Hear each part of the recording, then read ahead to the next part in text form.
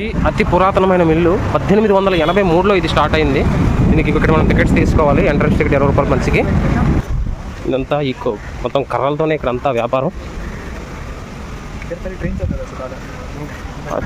ఈ మిల్లుకి సంబంధించిన కర్రలన్నీ తీసుకొని వెళ్ళడం కోసం ఒక చిన్న ఇంజిన్తో ఒక ట్రైన్ అనేది ఇక్కడ తిరుగుతూ ఉండేది. దాని యొక్క ట్రాక్, దాని యొక్క ఇంజిన్ కూడా మనకి ఇక్కడే పెట్టారు షో కోసం. డైరెక్షన్ మ్యాప్ ఇక్కడ ఇచ్చారు. ఇప్పుడైతే మనకు వాహనాలు ఎక్కువ అయ్యాయి, కానీ అప్పుడు ఎక్కువ ఈ ట్రైన్ ద్వారానే మొత్తం ఈ ట్రాన్స్పోర్ట్ అంతా జరిగేదంట. దీనికి సంబంధించింది ఇదంతా కూడా. ఇదిగో ఇంజిన్ దగ్గర నుంచి చూద్దాం మనం. ఇదే ఆ పురాతన ఇంజిన్. దీనికి సంబంధించిన ఫుల్ డీటెయిల్స్ ఇక్కడ ఇచ్చారు మనకి. 1890లోని దీన్ని స్టార్ట్ చేశారంట. అంటే 130 సంవత్సరాలు కంప్లీట్ చేసుకుంది.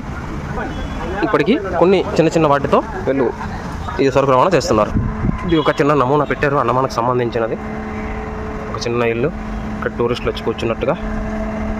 ఇక్కడ మనకి సామాన్లన్నీ అమ్మడానికి చెక్కలతో చేసినవి, మొత్తం ప్యూర్. ఇది ఫారెస్ట్ మ్యూజియం, మనం లోపలికి వెళ్ళొచ్చు. అండమాన్ యొక్క హిస్టరీ ఇదంతా కూడా అప్పట్లోనిది. ఈ ఫోటో అంతా ఇదంతా కూడా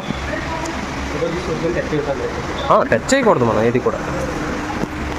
కర్రలు కొన్ని మొత్తం ఈ సంబంధించిన వస్తువులు, అండమానికి సంబంధించిన అన్ని రకాల వరకు ఇక్కడ పెట్టారు.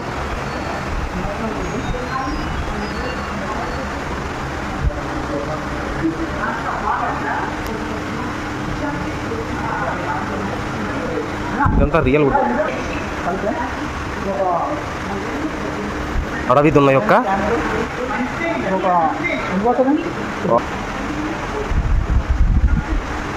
నమూనా కలపల పెట్టిలో పెట్టడం జరిగింది.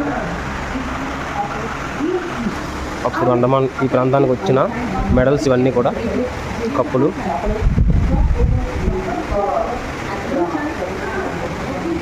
గ్రామఫోన్ అంటారు కదా, ఇది అప్పటికి ఈ పెట్టెతో ఉండేది అప్పుడు. అది మెయిన్ వాడకుండే స్టీరింగ్. ఓడతోనే చేసిన, వుడ్తో చేసిన వస్తువులు ఇవన్నీ కూడా, రకరకాల డిజైన్స్. నిజంగా చాలా అందంగా చేశారని చెప్పొచ్చు. ఇవన్నీ కూడా చాలా ఆర్ట్ ఉన్న వాళ్ళు మన భారతీయులు అయితే మాత్రం.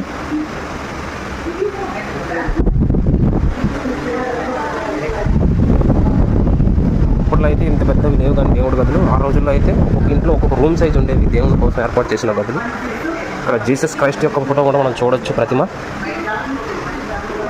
ఇదంతా కూడా అప్పటి యొక్క కర్ర మిల్లు. ఇదంతా ఆ మిషన్ యొక్క చలో ఏక ఫోటో